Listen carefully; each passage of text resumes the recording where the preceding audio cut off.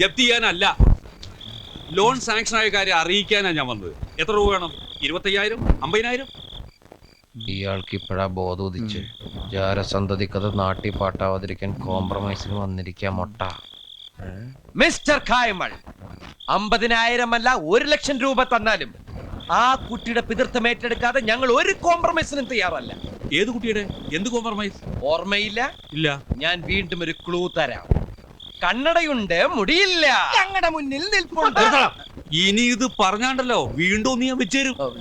അപ്പൊ ലോൺ തരാന്ന് പറഞ്ഞത് 5 ലക്ഷം ഉറുപ്പിയുടെ ബാങ്ക് ഗ്യാരണ്ടി ഇയാളുടെ പേരിൽ എന്റെ ബാങ്കിൽ വന്നുകൊണ്ട് 5 ലക്ഷം രൂപയാ എന്റെ പേരിലോ? സംഗതി സീക്രട്ട് ആയിട്ടാണ് എത്തിയതെങ്കിലും കോഡ് നമ്പർ വെച്ചെല്ലാം ഞാൻ തപ്പിപ്പിടിച്ചു. മിടുക്ക, എങ്ങനെ ഒപ്പിച്ചു ഈ പോണ്ടിച്ചേരി കണക്ഷൻ? ഞങ്ങൾക്കൊരു ചേരിയായിട്ട് കണക്ഷൻ ഒന്നുമില്ല.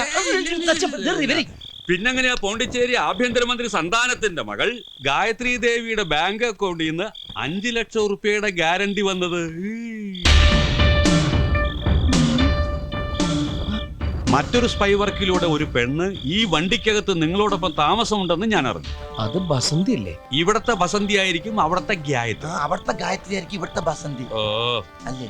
അപ്പൊ അവള് കള്ളപ്പേരില് കള്ളപ്പേരിൽ തന്നെ നിൽക്കുകയാണെന്ന് വെച്ചോ. പോണ്ടിച്ചേരി മന്ത്രിയുടെ മകള് മലയാളം പറയൂ. ഓ എടോ, അവളുടെ അച്ഛൻ ആ മന്ത്രി ശരിക്കൊരു മലയാളിയാ. പണ്ടെങ്ങാണ്ടോ ഇവിടുന്ന് നാട് വിട്ടു പോയതാ.